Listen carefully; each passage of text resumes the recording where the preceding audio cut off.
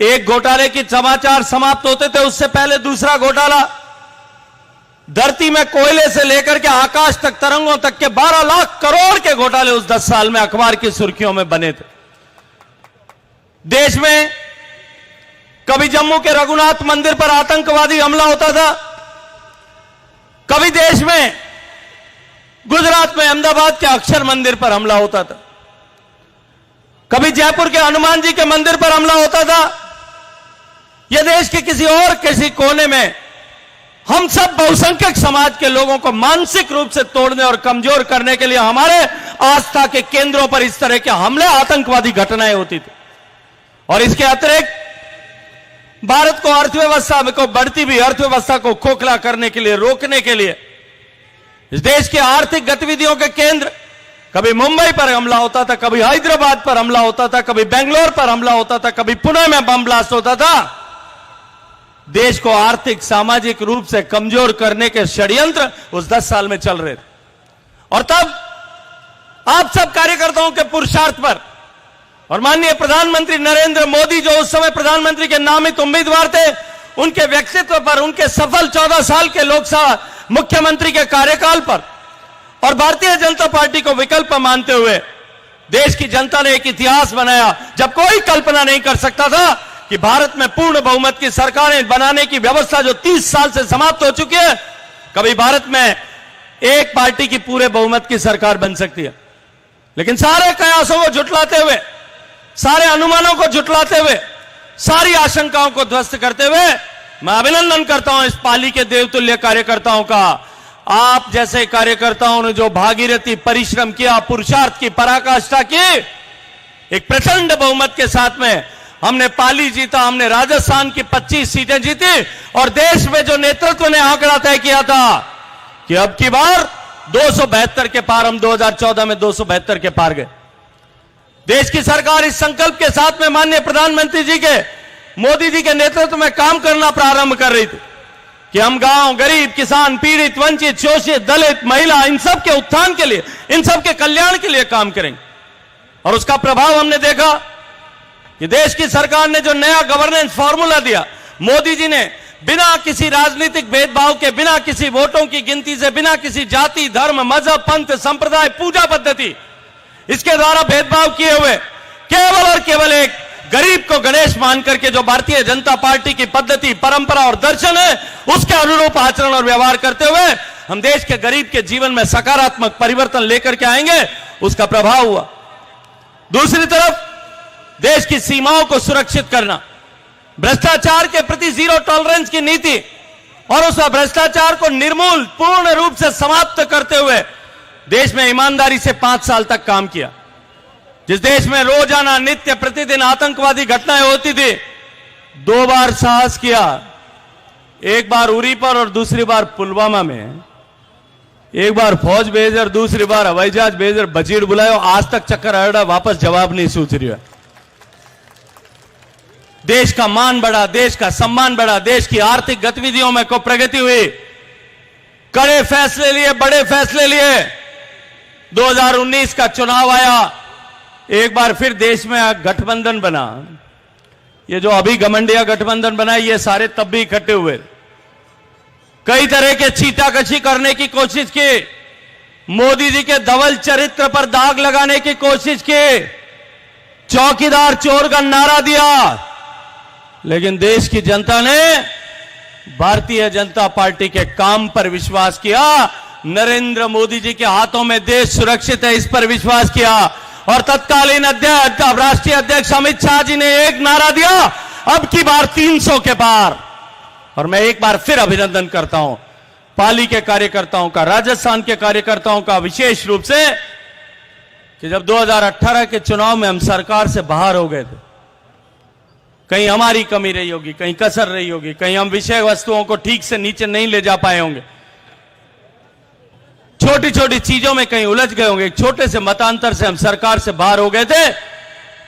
लेकिन 2019 का 3 महीने बाद में चुनाव आया, प्रचंड बहुमत के साथ में एक बार फिर हम पाली जीते, जोधपुर जीते, राजस्थान की 25 सीटें एक बार फिर जीते और 300 के पार 303 सीटें लोकसभा में माननीय मोदी जी के नेतृत्व में कमल खिला करके देश भर के कार्यकर्ताओं ने भेजी। और उसके बाद पिछले 5 साल में कोरोना की आपदा के समय जिस तरह का परिवर्तन हुआ, दुनिया ठहर गई थी, दुनिया रुक गई थी। मोदी जी के नेतृत्व में जिस तरह से देश को संभालने का काम हुआ और कोरोना के बाद में जिस तरह से देश की अर्थव्यवस्था को, देशवासियों के रोजगार को, किसानों के हालात को संभालने का काम जिस तरह से देश की सरकार ने किया, उसका प्रभाव हुआ मित्रों कि हमारी जो अर्थव्यवस्था दुनिया में 10वें नंबर पर थे, वो दुनिया की टॉप 5 इकोनॉमीज में आज आगे 5वें नंबर पर आ गए। जिस इंग्लैंड ने हमको 200 साल तक गुलाम बना करके रखा था, उस इंग्लैंड को पीछे पछाड़ करके आज हम दुनिया के 5वें नंबर की अर्थव्यवस्था बने। और मोदी जी ने नारा दिया तीसरे कार्यकाल में तीसरे नंबर की अर्थव्यवस्था बना करके खड़ा करें। पिछले 10 साल में जिस तरह से देश की तकदीर और तस्वीर बदलने का काम माननीय मोदी जी ने किया। अभी चर्चा कर रहे थे आदरणीय बाबू सिंह जी, राम मंदिर की बात कर रहे थे। निश्चित ही राम मंदिर बनना बहुत बड़ी घटना है। इस इतिहास जब लिखा जाएगा देश का, तो यह पिछले 500 साल का देश के लोगों का सपना, जिस सपने को जीने के लिए आपके मेरे सबके पूर्वजों ने, परिजनों ने शायद अपनी पीढ़ियां खपा दी होगी, अपने सिर दे करके उस सपने को, उस भाव को जीवित रखा होगा। वो सपना पूरा हुआ, राम का मंदिर बना है। राम का मंदिर बनना निश्चित रूप से बड़ी घटना है, लेकिन उससे भी बड़ी घटना जो है मित्रों, मैं आपके सामने उसकी चर्चा करना चाहता हूं। भगवान राम का मंदिर बना देश में, अयोध्या जी में बना, लेकिन दुनिया में मिडिल ईस्ट में एक देश है अबू धाबी, मुस्लिम देश है। उस देश में भगवान की मूर्ति लगाना, फोटो लगाना भी अपराध है। किसी भी तरह की पूजा करना, अगरबत्ती करके किसी भगवान की पूजा करना अपराध है। मारवाड़ के भी हजारों बच्चे वहां रहते हैं, देश भर के लाखों लोग उस देशों में जाकर के काम करते हैं, रोजगार कमाते हैं। कोई हनुमान जी रो फूल गला में पैर जातो रहते हो, माता जी रो डोरो गरा में पैर जातो, हवाई अड्डा पर डस्टबिन में डालना पड़ता, मैंने उतार नीचे डालना पड़ता। कोई अगर आई माता की फोटो लेकर के जाता था तो कपड़ों के अंदर तलेटी में, कपड़े में जो है वो समेट करके ले जाना पड़ता था, और भगवान के दर्शन करके वापस कपड़े में छुपा करके अटैची में रखना पड़ता था, बाहर नहीं निकाल सकते, क्योंकि वहां कानूनन किसी भगवान की पूजा करना अपराध था। मित्रों, ये आपके 2 वोट की ताकत नरेंद्र मोदी जी को प्रधानमंत्री बनाया। उस अबू धाबी में दुनिया का सबसे बड़ा स्वामीनारायण भगवान का मंदिर आज बन गया है। ये आपकी ताकत। ये मित्रों, चुनाव में अब की बार का चुनाव जो मोदी जी का संकल्प है कि हम 2047 तक भारत को विकसित भारत बनाएंगे, उसकी आधारशिला रखने का चुनाव। 2014 का चुनाव देश में परिवर्तन की धारा का चुनाव था। 2019 का चुनाव देश में एक नए विश्वास के साथ लवरेज होकर के देश जिस तरह से आगे बढ़ा था, उस विश्वास के मत का प्रदर्शन था। अब की बार का चुनाव इस देश के को विकसित बनाने की नींव रखने का चुनाव है।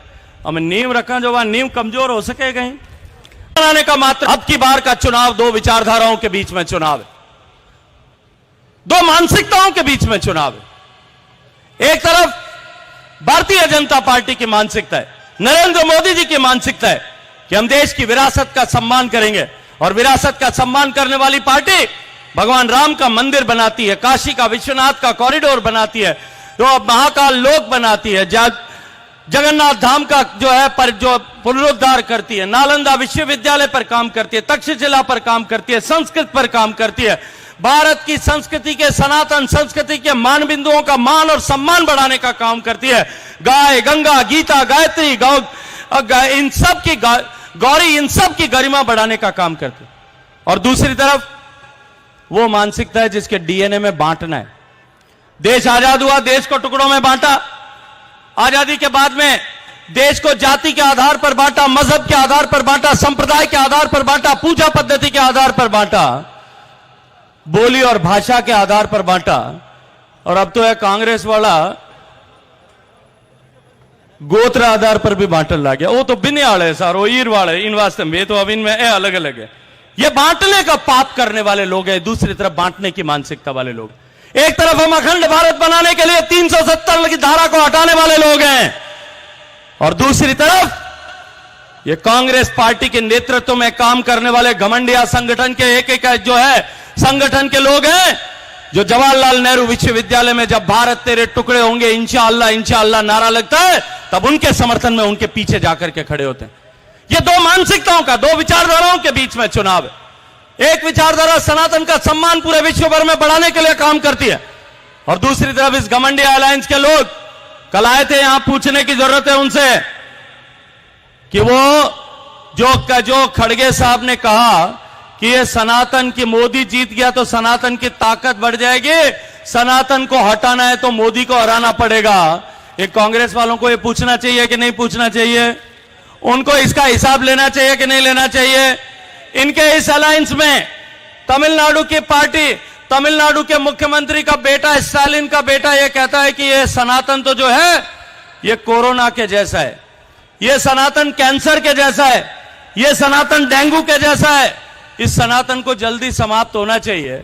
मित्रों, आप सनातन को समाप्त होने दोगे क्या? आप सनातन को समाप्त करने का सपना देखने वालों को बर्दाश्त कर सकते हो क्या? जो सनातन को मिटाने की बात करता है उसका मुंह देखना भी पाप है। इसलिए मैं आप सबसे निवेदन करने आया हूं कि दो विचारधाराओं के बीच में जो चुनाव हो रहा है, एक देश की विचारधारा है और दूसरे देश को बांटने और तोड़ने वालों की विचारधारा है। एक देश का एकीकरण करने वालों की विचारधारा है, दूसरी देश के जीते हुए हिस्से को भी समझौतों में गंवाने वालों की विचारधारा है। मित्रों, मैं आपसे निवेदन करता हूं कि अब की बार 400 के पार ले जाने के लिए, अब की बार फिर एक बार मोदी जी की सरकार बनाने के लिए, अब की बार जो है 25 की 25 सीटें जिताने के लिए, और अब की बार पाली को 5 लाख के पार ले जाने के लिए आप सब लोग पूरी ताकत से जुटें, परिश्रम की पराकाष्ठा करें, अपनी नींद को छोड़ करके, भूख को छोड़ करके केवल और केवल एक संकल्प कि अब की बार सर्वत्र कमल खिलेगा, हर बूथ पर कमल खिलेगा, कोई भी बूथ कमल खिलने से बाकी नहीं रहेगा। इसके लिए हम सबको काम करने की आवश्यकता है। आप लोगों के आशीर्वाद से राजस्थान में भारतीय जनता पार्टी की सरकार बनी है, और जो हमने वादे किए थे उन सारे वादों पर हमारी सरकार खरी उतरी है। चाहे वो माफिया पर शिकंजा कसने की बात हो, चाहे वो गैस के दाम कम करने की बात हो, चाहे वो पेट्रोल के दाम कम करने की बात हो, जो निर्णय हमने, चाहे गेहूं के एमएसपी बढ़ाने की बात हो, जो वादा किया था वो वादा भारतीय जनता पार्टी की सरकार ने निभाया है, मोदी जी की गारंटी को पूरा करने का काम किया है। और मैं आज आप सबसे कहना चाहता हूं कि ये डबल इंजन की सरकार बनेगी, और अब की बार की डबल इंजन की सरकार जिसमें इस देश को विकसित होने की नींव रखी जाएगी, आधारशिला रखी जाएगी। ये देश में अब तक जो काम हुआ है, मैं आया था पोस्टर पढ़ रहा था, जो नहीं हुआ दशकों में वो हो सका है 10 साल में। पीपी चौधरी साहब का एक पोस्टर लगा हुआ था, जो दशकों में नहीं हुआ वो 10 साल में कर दिया। मित्रों, जो 10 साल में नहीं हो पाया उसका 10 गुना आने वाले 10 साल में होने वाला है। ये देश बदलने वाला है, देश की तकदीर बदलने वाली है, देश की तस्वीर बदलने वाली है, हमारे बच्चों का भविष्य बदलने वाला है, हमारी माताओं बहनों के लिए का जीवन बदलने वाला है। इस जीवन बदलने वाले यज्ञ में, राष्ट्र निर्माण के यज्ञ में आप अपनी आहुति करें। इस अपेक्षा के साथ में मैं आप सबका आह्वान करूंगा कि जो अपने आप को भारतीय जनता पार्टी के चुनाव चिन्ह कमल का दूत बनाना चाहते हैं वो अपना हाथ खड़ा करें, दोनों हाथ खड़े करके संकल्प की मुट्ठी बंद करें और पूरी ताकत से बोलें, भारत माता की, भारत माता की जय, जय श्री राम, जय जय श्री राम। बोलो सियावर रामचंद्र भगवान की।